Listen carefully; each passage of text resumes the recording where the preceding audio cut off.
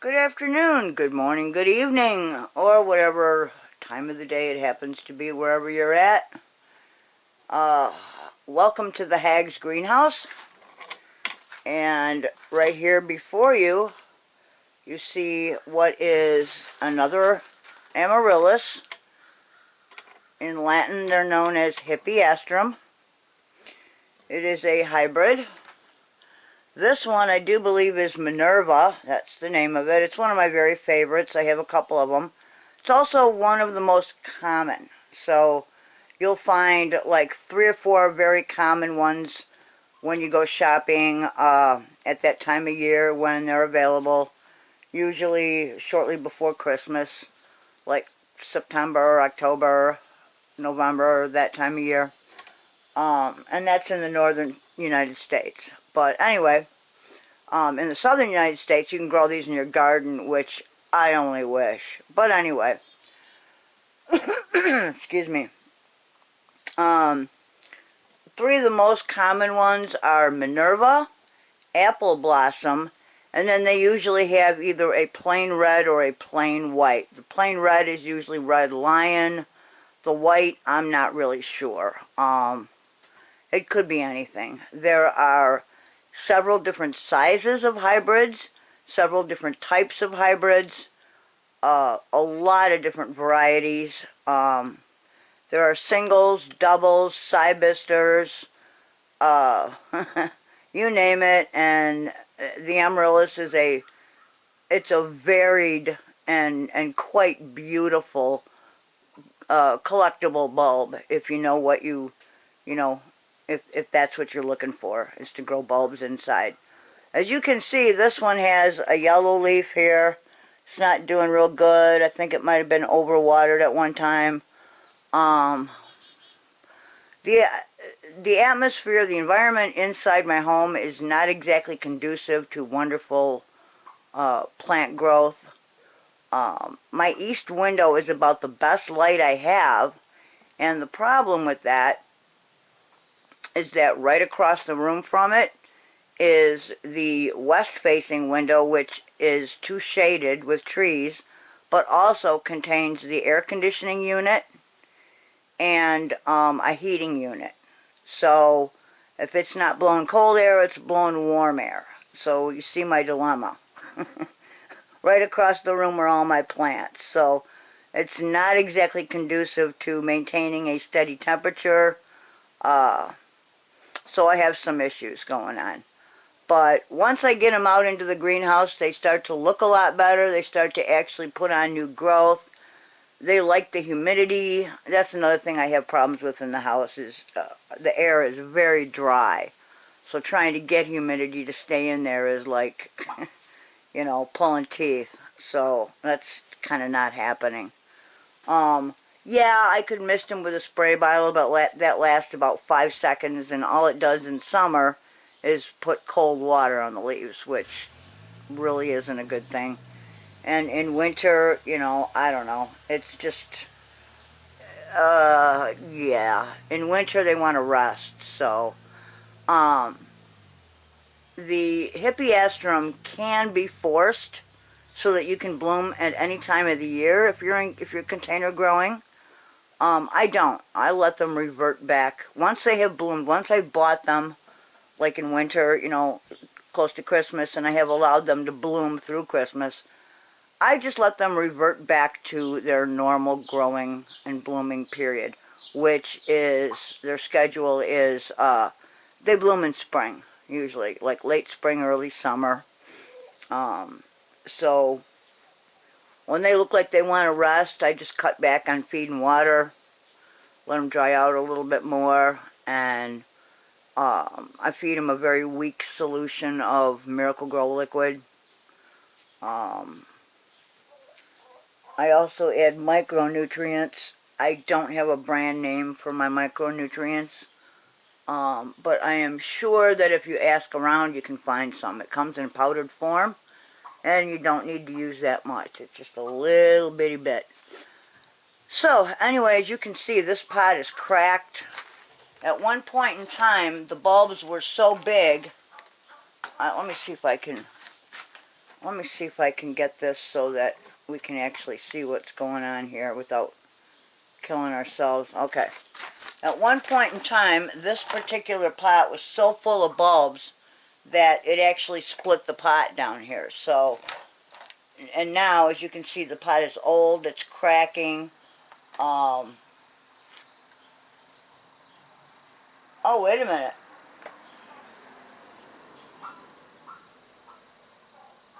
This is actually a dark red. This is not Minerva. I'm sorry. It says on one side, Benfica with a question mark, red pearl, or red lion, dark red. So, this could be either or. There are many, many very dark reds. And those are just a few of them. So, we'll put that off to the side because we're going to need that. I put this little bamboo thing in here with some twisty ties to hold the leaves up so they weren't flopping around. I don't want them to break too badly. Some of them have, you know. And then I look down in this pot, and let's see if we can get a good look down in here. Let me see if I can get you guys a better look down inside this pot. Yeah, you can kind of see how they're, yeah, there's still some good bulb left. I mean, you look at this one right here, and you can see the green. So there's some good meat there. Those bulbs are healthy. There's some too, right there. You see that? We've got some good healthy bulbs here, but we also have some that might be a little bit desiccated that we want to take care of. So what we're going to do, and also if you look very carefully, this was not potted in the same soil that I normally use. This was potted in soil that I probably just had available at the time, and I was in a rush to get it inside a pot. So this is something that I ordinarily would not use. The little yellow balls you see down in there, that's Osmocote. That is kind of a time-released fertilizer. A lot of people use it. It's pretty neat. It helps give you a little boost when, you know, you don't have time to, you know, when you forget to put it in your water, or, you know, you just don't have time to do a proper, you know, fertilizer on everything. Oh, wait a minute. There we go. Oh, man, coffee. Yes, yes, yes, yes, yes. Okay. So, we have had a little bit of coffee. That makes us feel better. Let me get my glasses on. And let's read a little bit more from some of our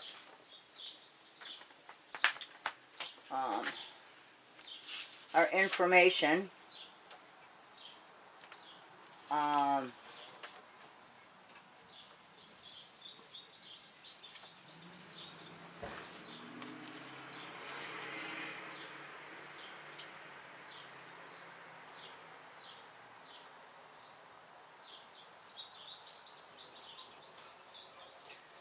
Okay.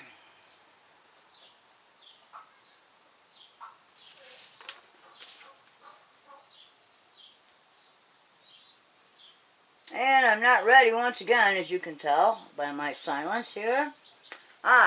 Let's go through this once again so everybody understands, okay?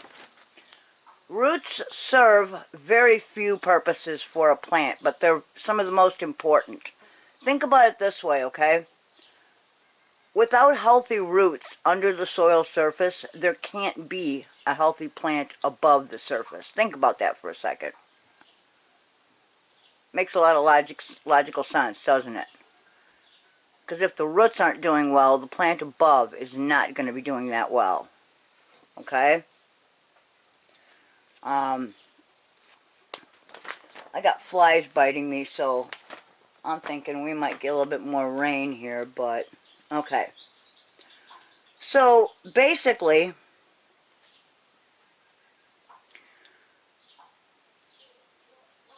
roots only need, you know, they only exist for a few, you know, they're only needed for a few things, and the medium fills only a few needs in container culture, okay? Among them are anchorage, A place for the roots to extend, securing the plant and preventing it from falling over or toppling. It needs nutrient retention. It must retain a nutrient supply in available form sufficient to sustain plant systems, okay? To make it grow, to make it healthy, to make it be able to uptake what it needs, nutrient-wise, okay? And it needs gas exchange, believe it or not.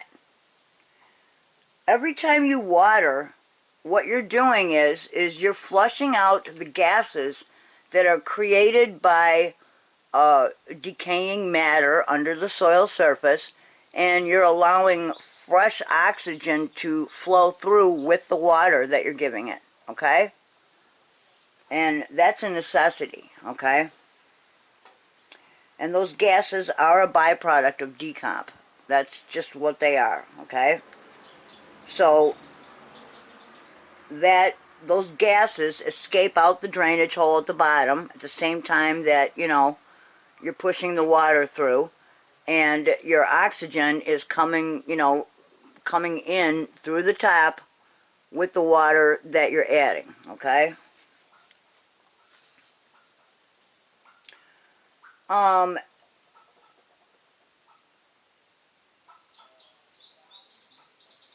For water, your soil has to retain enough water in liquid or vapor form, and it will contain both, okay, at different times, to form, in vapor form, to sustain plants between waterings, okay? Forget about this idea that, you know, water it once a week whether it needs it or not, or I've seen so many things that say, you know, yeah, water about once a week. Well, what if the plant is in too much soil? What if it doesn't need water once a week? What if it actually... You know where the yes, dolly dear. is? The what? Dolly? The dolly. Yeah, you need a strap that's on it. It's either in the barn all the way in one of the back pens, or it's in the garage, one of the garages. My guess is it's all the way in the back corner of the barn somewhere. Like on the side that we just cleared out for the boys. Go all the way back to where I opened that window, and I think it's back there. Okay, now that we have that taken care of, hopefully. And yes, I'm reading from some information that I've gotten. This is information that has been passed down to me by botanists and horticulturalists that have spent their lives trying to help other people grow better plants, okay? And the one guy that I know that wrote this, his name is Al. He has spent a good portion of his life growing bonsai that with his brother that I have, oh my God, I have not seen bonsai that looks like that. He actually has a tiny little jade plant growing in an acorn cap. And the thing has been alive in there for years. And I don't know how he does it, but it's awesome. All the way up to, and I'm going to have to go download some of his other articles, because he's got articles on root pruning, to keep your, if you, let's say you have like a, oh, I don't know, let's say you have a plant that you want to turn into a topiary or you know, a little tree, and you want to keep it in your home, but it just keeps getting too big. You can actually prune that. You can prune the roots and prune the top of the plant, and you can keep it any size you want, so you can maintain that, just like pruning roses, okay? So you don't have to give up your plants just because they get a little bit too big for your house. You can actually keep them the size you want. That'll be another thing we'll talk about later on. Right now, let's stick with the basics, okay? So, air in liquid and or vapor form, okay? Water. When we water the plants, it must retain water the soil, the medium, must retain water enough in liquid and or vapor form to sustain the plants between waterings. And air. It must contain a volume of air sufficient to ensure that root function, metabolism, and growth is not impaired. Okay? This is extremely important and the primary reason that heavy water retentive soils are so limiting. And we're talking about, you know, by heavy water retentive soils, we're talking about like most of the soils they sell at any given garden center or store. It doesn't matter what brand it has on it. If it's all made up of fine particles like silt and sand, you're not really going to be doing your plants any favors by sticking them in it. Okay? Because that type of a medium doesn't hold any air pockets. It doesn't allow for water to stay in vaporous form. It basically sucks in the water and holds it there, and your roots literally drowned trying to, you know, they're trying to grow, but they can't. So your plant may look kind of not that great on top of the soil, and that's because it's going through cycles, cycle after cycle, where it's trying to dry out enough, and basically some of the roots are drowning, and, you know, they can't grow toward the outside of the pot fast enough to save it, and so, you know, they just kind of, yeah, they give up the ghost, you know, and then you end up with a whole lot of dead roots. And I showed you guys the other day what that looks like. It's not pretty. It's not, certainly, you know, I have shown that I don't always practice what I preach, but I can admit that, you know, I have other things going on. Sometimes I just look at my plants and I go, yeah, okay, I'll do that later, and then I don't. But in order to have the types of plants that I want, and in order to make them flower again like I really want, this is what I have to do, okay? I've got to repot them once every 2 to 3 years in a medium that is porous enough, that has large enough of a particulate where it actually, you know, can retain air pockets to help with everything that we just discussed. Okay?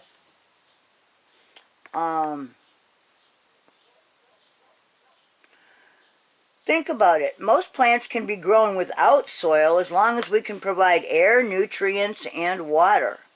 Like, as in hydroponics, or semi-hydroponics, or, I've seen, I've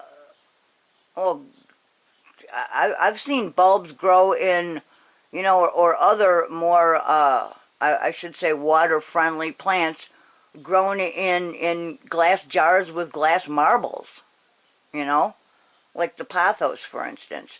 You can actually take a cutting of that and throw it in your fish tank, and it'll grow.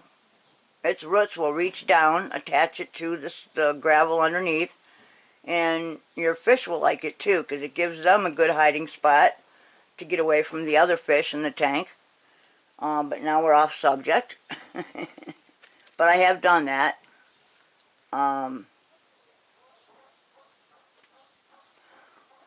The movement and retention of water is very, very important, okay? Especially in container gardening. This has nothing to do, what we're talking about here has nothing to do with growing in the garden, okay? Growing in the earth, or say a large raised bed, or, you know, a regular old tilled garden, is hell and gone from growing in a container, or a pot. You simply cannot duplicate Mother Nature within the confines of a pot. It can't be done. Some people say, oh yeah, you can. No, you literally cannot. The same mixture, necessary mixture of fungi and nematodes and biota and worms and other bugs and mice and moles and other things that aerate the soil and help to break down decaying matter into usable food for uptake by the roots. you cannot duplicate that within a pot. You just can't. So even though I am completely anti-chemical and we're organic, when it comes to container gardening, it's a whole different story.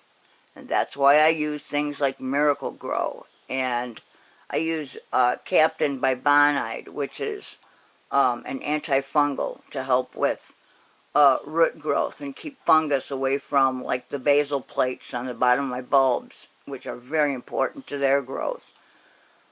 So anyway, there are two forces that cause water to remain in or move through soils. One is gravity, of course, and the other is capillary action, okay? Gravity needs a little explanation because all things are pulled toward the center of the earth by gravity. We know this, okay? We learned this when we're quite young, and we all should know this. For this, I would like to note, capillary is a function of the natural forces of adhesion and cohesion, okay? Adhesion is water's tendency to stick to solid objects like particles on the sides of the pot. It is the reason water can stick to the inside of your vertical shower door. Cohesion is the tendency for water to stick to itself. Cohesion is why we often find water in droplet form, because cohesion is at times stronger than adhesion. In other words, water's bond to itself can be stronger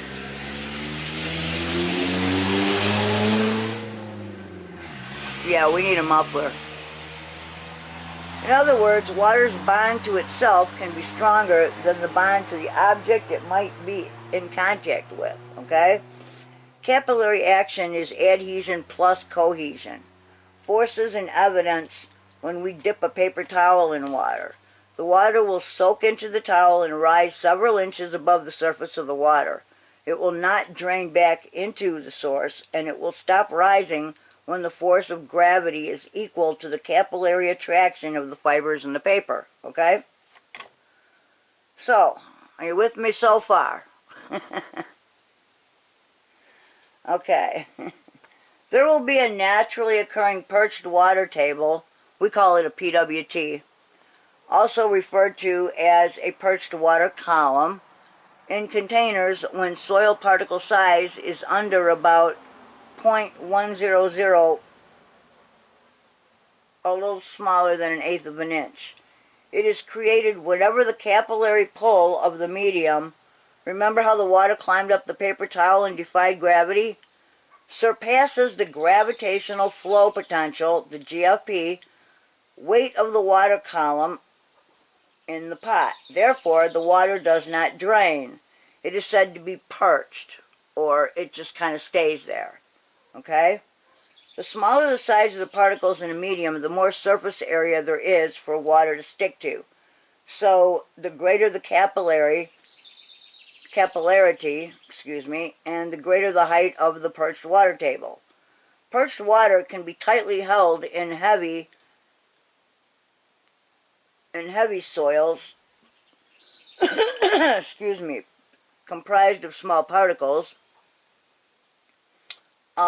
where it perches. Think of a bird on a perch, just above the container bottom where it will not drain.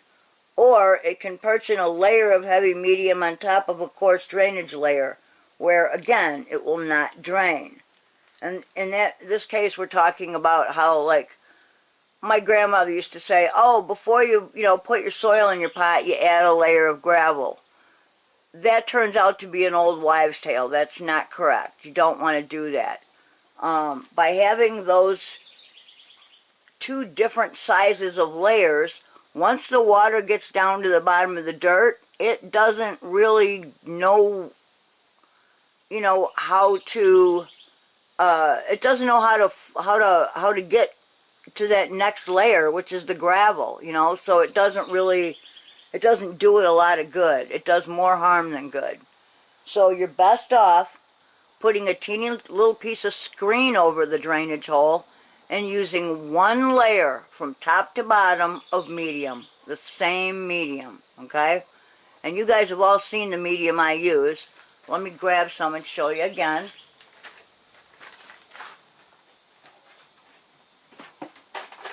Okay. And mine is a little bit more water retentive than some others, okay? But since the area inside my house is so dry, I kind of like to keep it, I like to add a little bit extra. Okay, and this is what it looks like. There are pine bark vines, akadama, coarse perlite, granite chips, and a handful or two of, oh, it's either compost or a decent potting soil. It all depends. Right now I think it's a decent potting soil I had a long time ago. It was a brand called Sunshine, and we used to get it in here by the bale. And it was pretty tightly packed, but it also contained very large pieces of, what do you call it, very, very large pieces of coarse perlite, and,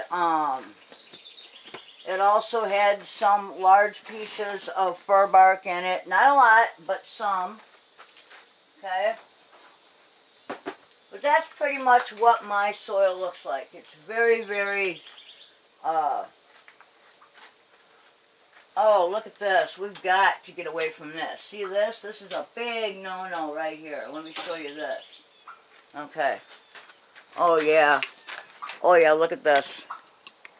Here, let's, okay. Yeah, look at that. See how we got some rain last night? You see that salsa right there? Overflowing with water? No good. That is horrible. That's bad, bad, bad, bad. Oh, yeah. Okay. No, that's got to be dumped. And right now, we're going to leave that outside of that so it can drain, okay? That has got to drain. That's a big no-no. Okay, let me check all my other ones over here and make sure nobody else got a big no-no. Nope, everybody else looks pretty good. That looks good. That looks good. That looks good. Okay, we're all good over here. This is, I kind of hung that, so that should be good. Oh, okay, there we go. Okay. Oh, this has a ton of water in it, I'll bet. We'll let that go down there and just kind of... Alright. So, what we're going to do, since we have this one leaf here... Well, first of all, let me get you guys back over here so we can see what we're doing. Okay.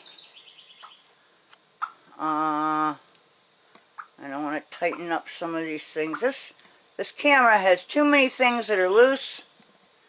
It's got too many levers on it for me, okay? Okay, what I want to do with this yellow leaf here, so I'm going to get rid of it, okay? I'm going to cut it off because what it's doing, actually, is it is taking away from the energy of the plant. It takes the plant energy to slough off things that are dying and that it can't use. So we're going to get rid of that. Throw that out in the garbage pile over there. Oh, I am sweating right on my glasses. And I'm going to tell you, I'm having a hard time seeing here. Hang on, man. Woo. Wow. It is a little warm out here. Oh, my goodness. Okay, now this is a eucalyptus.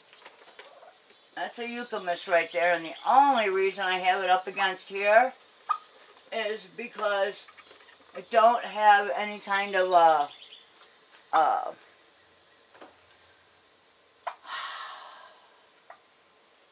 having a hard time talking today. I don't have any kind of support for it like I do for this. I have to go through the garage and find out what kind of support I have. I should have some rings for peonies and for other tall perennials, and I can grab some of those and I can cut them any length I want and make them into, you know, they'll actually be rings that I can plant right in the soil, and they will, I can put all the leaves inside the ring and they will help hold them up, give them support. If they grew outside on their own, they wouldn't need support. But since I can't really grow them outside, I can't really stick them in the ground and dig them up every year. I just don't feel comfortable doing that. So I keep them in pots. So besides the eucalyptus, which it needs fresh soil, but it may not need a new pot. The pot that it has is actually a good size for it. So we might just wash off the pot and give the eucalyptus fresh soil. Okay? We've already done that with the crinum, and we gave the crinum a smaller pot. What else have we done? Oh, we did the, last night we had some really bad storms yesterday, so I took inside my little, what do you call it? My papilio, my papilio butterfly. I took that inside, because I definitely wanted to save that, okay? What do we got over here? Looks like we've got some, yeah. I'm gonna need a little bit of, definitely gonna need a little bit of help over here. I'm gonna have to have OG come in here and give me a hand with some of this. Alright, there we go. I got some things that definitely could use a little bit of help. Okay, where were we?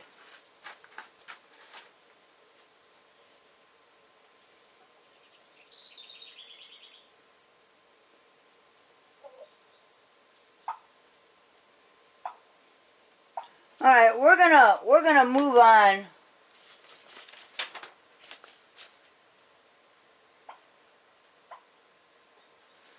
We're gonna move on. I'm gonna print some more stuff out as soon as OG gets some more ink for the for his printer, because I noticed on my printed out information that I'm missing a lot of lines here. They are just in terrible condition.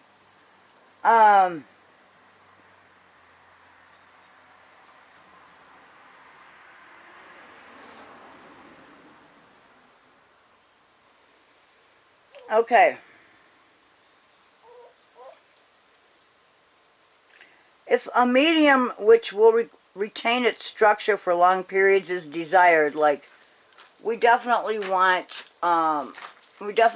some parts of our, well, for me, I definitely want some parts of my medium to be able to retain its you know, its size and its consistency. I don't want it to break down fast. So, you know, and not just that, but in wherever you live in the world, there are going to be places where you can't get the same things that other people can get in different parts of the world. So if you see a recipe for the gritty mix or the 511 mix and you run into an ingredient that you can't find, there are substitutions that you can use, and a lot of people do. Some of the examples could be crushed granite, fine stone, very coarse sand. You don't want it to be smaller than a BB size, but there is sand that is quite large. Haydite, lava rock, pumice, turfus, calcined DE, and others, okay? The basic mix that I use is called the gritty mix, and it is screened pine or fir bark fines, And when I say fines, what I mean is, you know, like 1/4 of an inch to 1/8 of an inch, that size. I also use Granite Grit, which is basically your grower size. It's for chickens. It's Mana Pro. Poultry grit, okay? It's just poultry grit. It says crafted with probiotics, but honestly, I don't really think that that's a necessary thing. It doesn't hurt it, but it's not necessary. You don't want to use oyster shell. Oyster shell contains salt. That's calcium, and you don't want too much. Oyster shell is actually to help chickens, to help the shells of their eggs. So you don't want that, okay? It comes from an oyster, which comes from the sea, so it's salty. You don't want it. It'll kill your plants. But you can use cherry stone. I've seen people use aquarium gravel that has not been treated or painted. There are a lot of different substitutions for stuff like that, okay?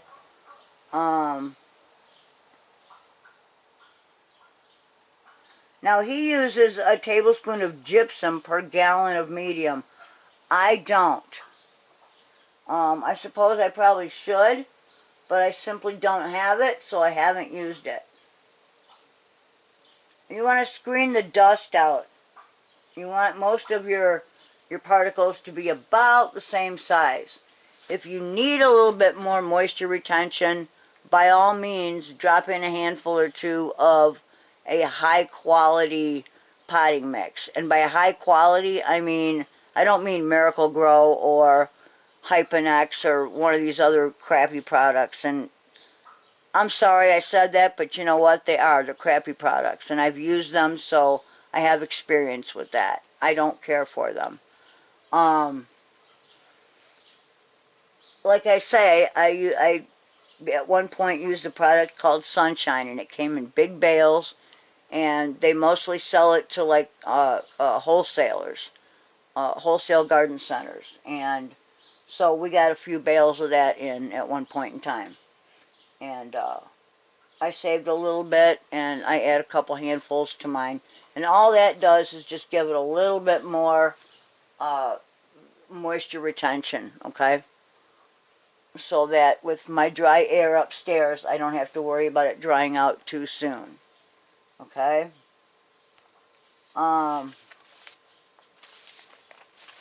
Let's see.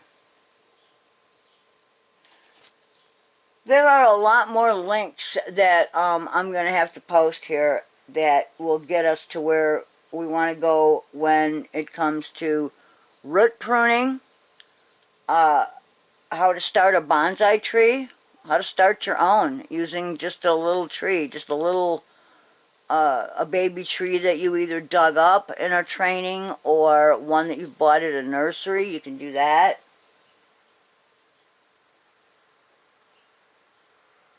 So, anyway, I'm going to put this away, take my glasses off. I don't need those for right now. I'm going to take a drink of coffee. Oh, my hair's coming out of my bun, and oh, I am just feeling yucky today, I gotta tell you folks. It is hot, it is humid, it is terrible. Now, what I'm going to do is,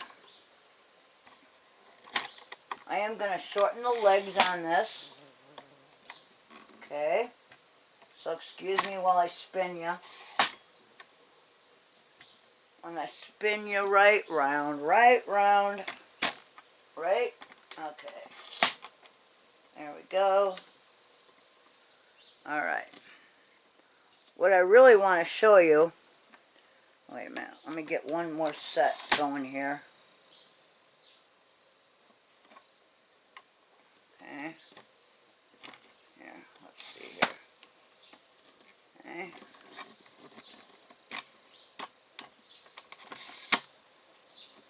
Okay, there we go. Now I can handle it. I wanted to show you what I got growing out here. Check this out. So I came out this morning, or actually it was yesterday, and look what we have. Look at that. We have a little melon growing right here, right outside the greenhouse door.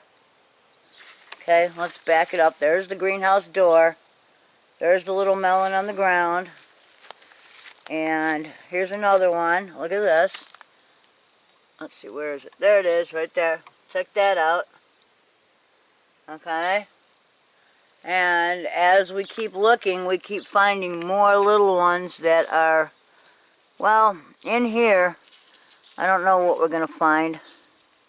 Seems to me like some of this stuff just isn't really, doesn't want to grow melons underneath, but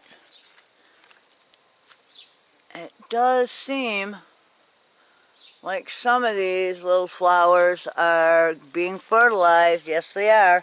Here's another little one. Check it out. There it is. Let's see if I can get the leaves out of the way. There. There we go. There's a little melon right there. See that? Okay, that one's hanging in there, guys. Hanging in there. And I've got a couple more small plants. Every single one of these right now is in a container, as you can see. Okay? These are all grown in just regular old pots. And I decided to do that because at my age and with the things that I have going on health-wise, I gotta tell you, digging up a giant garden and trying to keep it weeded and everything is really hard on me. So, yeah, I'm not up for that. This is a Hoya. It's related to the milkweed, believe it or not. You can see the little silver speckles on the leaves, and you can see how green these leaves are compared to the ones that have grown inside that are a little lighter in color. See that? As I back away, you can definitely see the color difference. Look at that. I've put it back in a hanging basket. It's still in a clay pot, but I just stuffed that right down in there just to give it something to hang from. And we're getting a lot more growth. We're getting some beautiful green growth here. I'm very happy. And as far as, because it was storming yesterday, I wanted to put my Letterboria way in the back because I didn't want that to get all, I mean, it's in bad enough shape right now. I did not want anything to fall off of it or have it get damaged in any way. Pretty soon, we're going to dive in there and start pulling out the bulbs that are going to survive, and we're going to, I have to do some reading, and we are going to actually, we're going to tear this sucker apart, and we're going to make several very good pots of Letterboria out of it, okay? Now, oh, let's see. It's getting a little too warm to work out here. Oh, check this out. You guys might like this. Let's see if I can do this. Look at, this is the roof of my greenhouse. It's coming apart. So, we have a maple tree that covers it. That's my shade. I'm leaving it there because I need the shade. And as you can see, we're missing some panels. Yep, there's one. Missing a panel. I'm missing like 4 panels. 1, 2, 3, 4. It's okay. It's okay. Actually, 4.5. So, but that's okay. It doesn't really matter that much. Here's old guy's, yeah, those are his sunflowers. I'm still watering them and fertilizing them for him, but he just doesn't seem to want to, I don't know.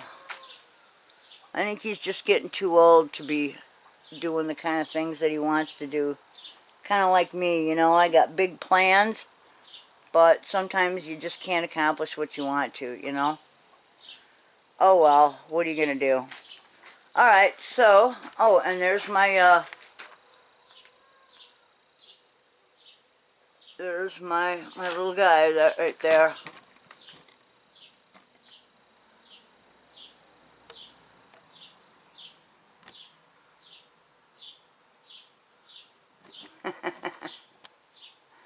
There's my gargoyle.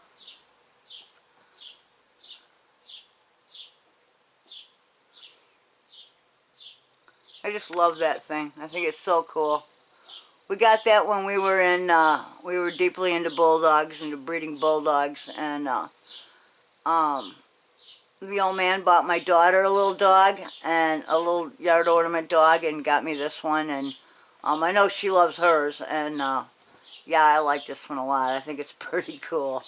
So anyway, for today, I think just talking a little bit about stuff, and you know, I don't think we're going to do too much more than that. Right now, I'm dying in the heat here, and my mind is kind of elsewhere, like, oh, let's see, inside where it should be. So, in the cool where it needs to be. So what we're going to do is we're going to be very careful we don't step on our little melons. And, oh yeah, look at that. There's my little bed of heuchera. My little bench. My little toad house. And I dumped some fertilized water on my quadra over there, so that should help that. We've got some pawpaw seedlings growing in here. So, yeah, we'll have to get those ready to go. And I think we're going to end with this, okay? Since this is a garden type of a deal here. Relax, people. Take time to smell the flowers, okay? So, let's do that. Okay, guys, thanks for joining me for another little episode of, oh, I don't know, a little bit of this, a little bit of that as it pertains to container growing. So, we will see you next time when hopefully I have my shit together a little better. Alright, people. Peace. Definitely peace. I don't know what time of day or night it is, but I am very, very happy that you joined me. And we'll see you again real soon, okay? Take care. Love you guys. Thanks. Bye-bye.